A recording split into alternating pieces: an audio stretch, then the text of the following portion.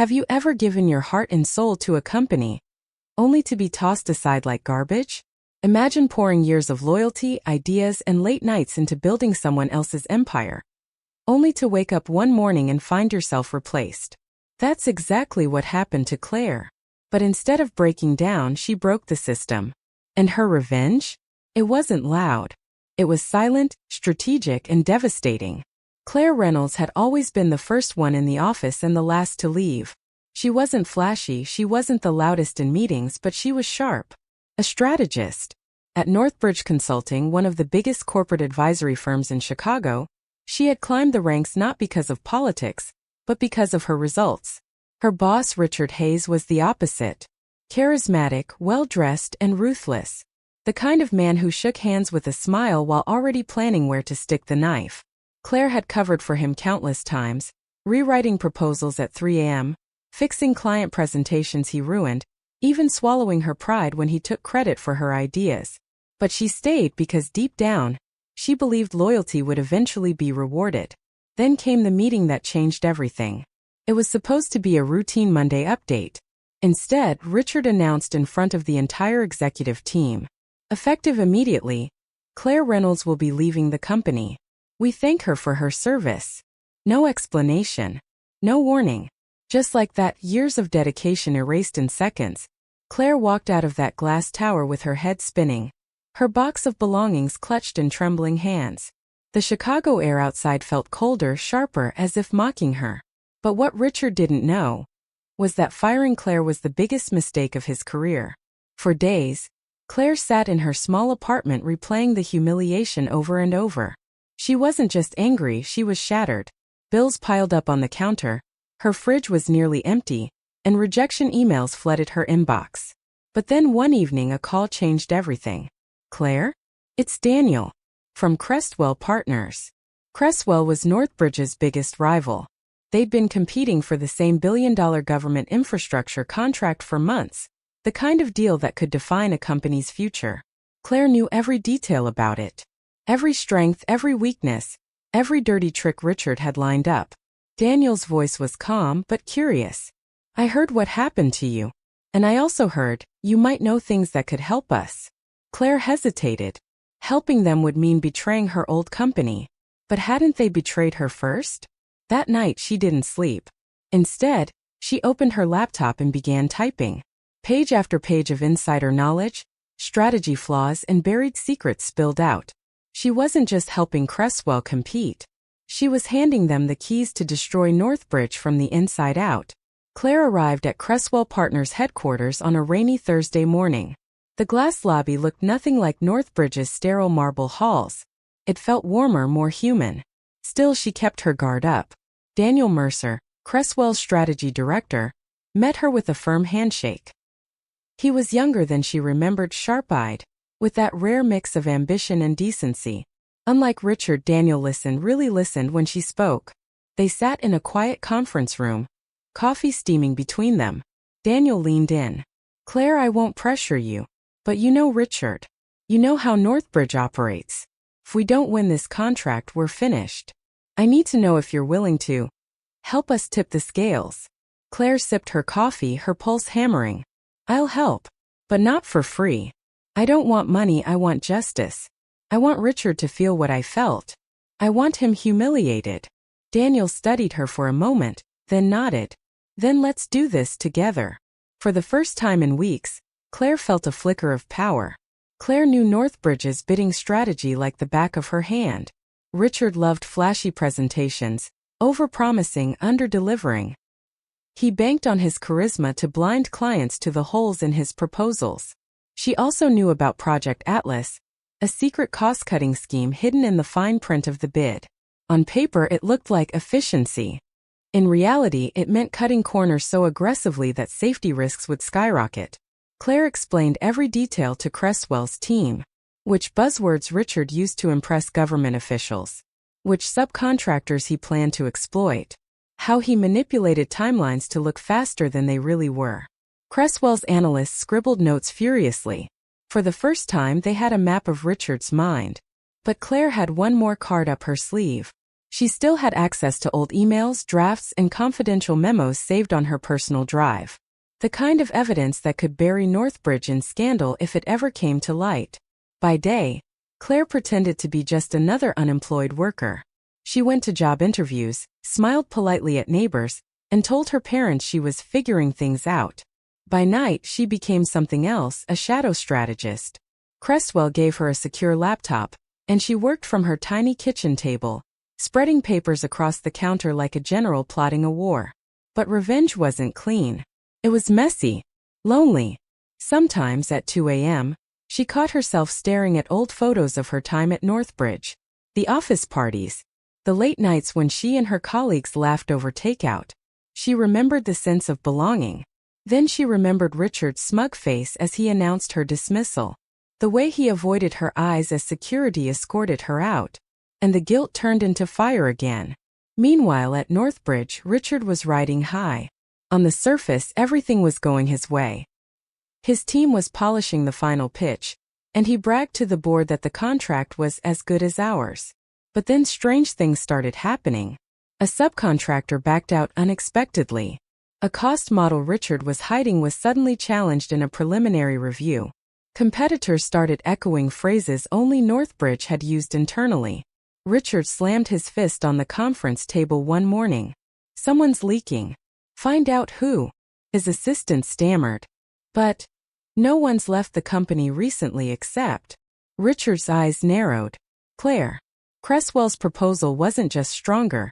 It was bulletproof. With Claire's guidance, they built a plan that emphasized sustainability, transparency, and safety. Everything Richard's plan ignored. But Claire wanted more than just Cresswell's victory. She wanted Richard publicly exposed. One evening, she opened a folder labeled Atlas, Confidential. Emails between Richard and his board laid out the scheme in black and white.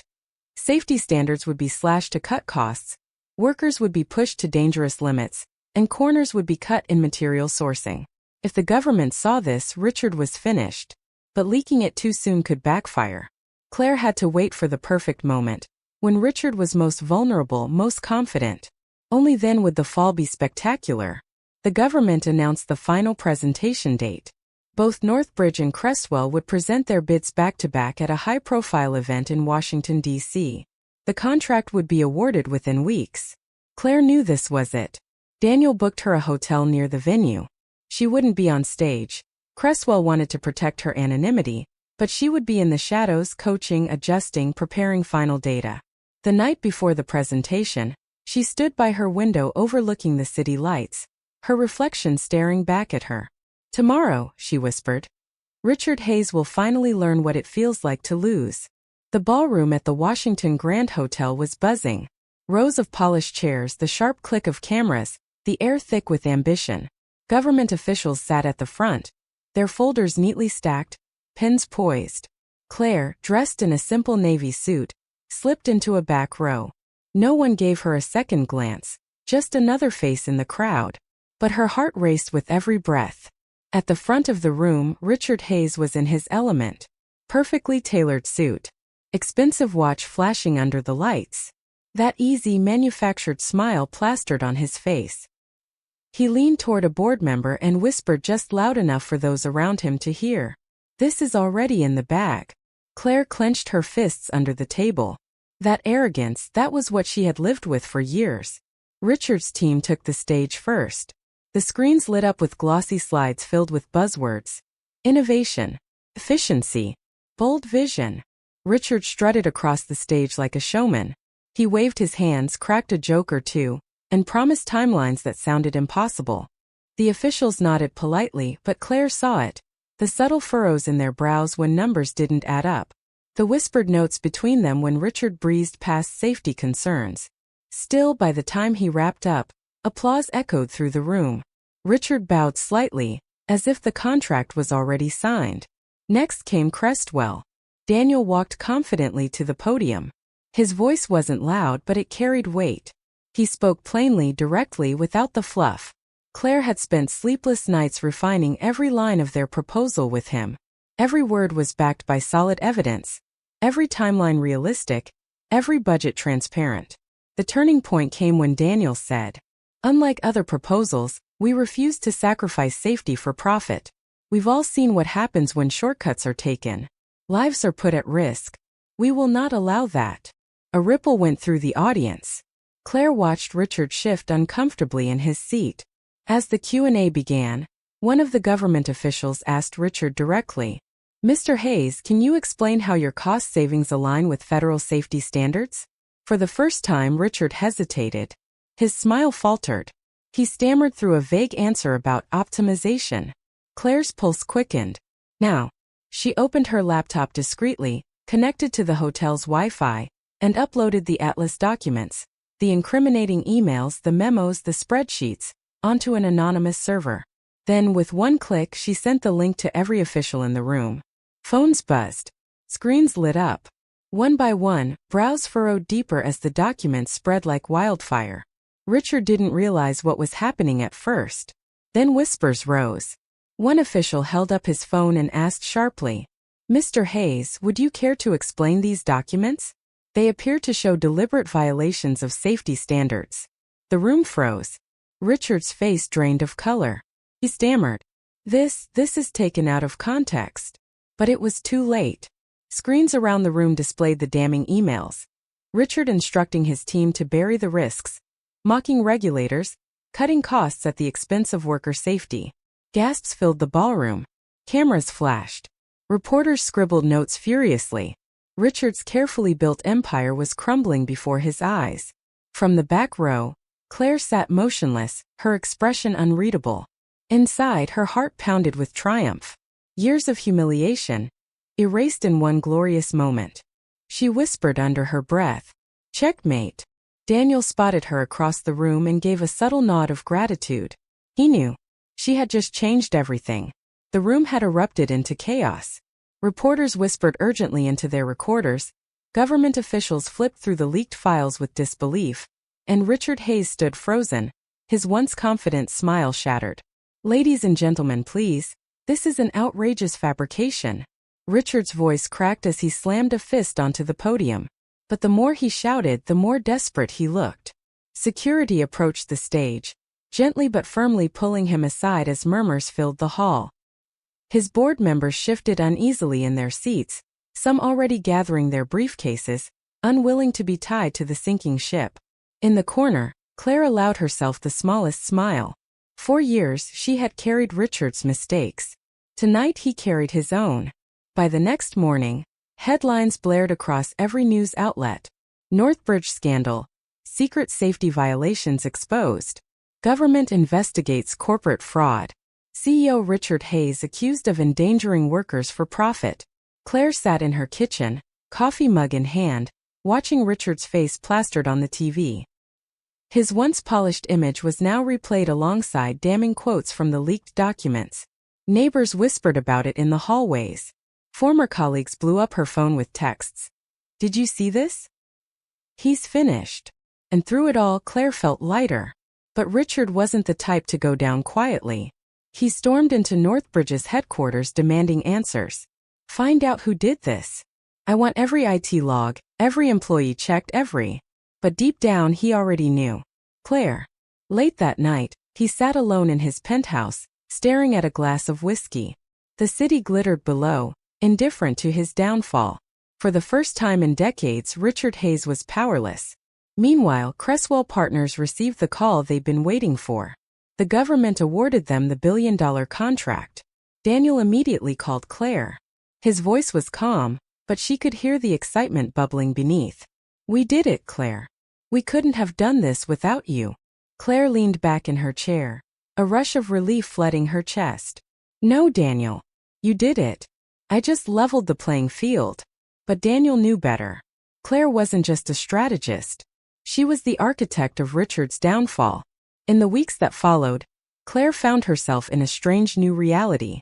She was offered a permanent position at Crestwell, but more than that, she found her confidence again.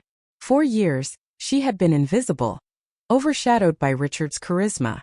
Now she was the unseen hand that had reshaped an entire industry. Yet, late at night when the adrenaline faded, she sometimes asked herself, had she gone too far? She hadn't just taken revenge. She had destroyed a man's career, his reputation, maybe even his future. But then she remembered the look on Richard's face as he discarded her like trash, and her doubts quieted. Weeks later, fate brought them face to face. Claire was walking out of a Crestwell building when she saw him, Richard. His suit was wrinkled, his eyes bloodshot, his once proud stride replaced with a defeated shuffle. He stopped when he saw her. For a moment neither spoke. Then Richard's lips curled into a bitter smirk. "You think you've won, Claire? You destroyed me, but someday you'll pay for this." Claire met his gaze, steady and unflinching. "No, Richard. This wasn't about winning. This was about justice. And justice has a way of sticking." With that, she walked away, leaving him in the shadow of his own downfall. Claire's story wasn't just about revenge. It was about resilience. About what happens when loyalty is abused, when hard work is discarded, and when power is left unchecked. She had been underestimated, silenced, and cast aside. But in the end, she turned her pain into power, and proved that even the quietest voices can bring down giants. What would you have done in Claire's place? Would you have chosen revenge, or walked away? Let me know in the comments below. I want to hear your thoughts.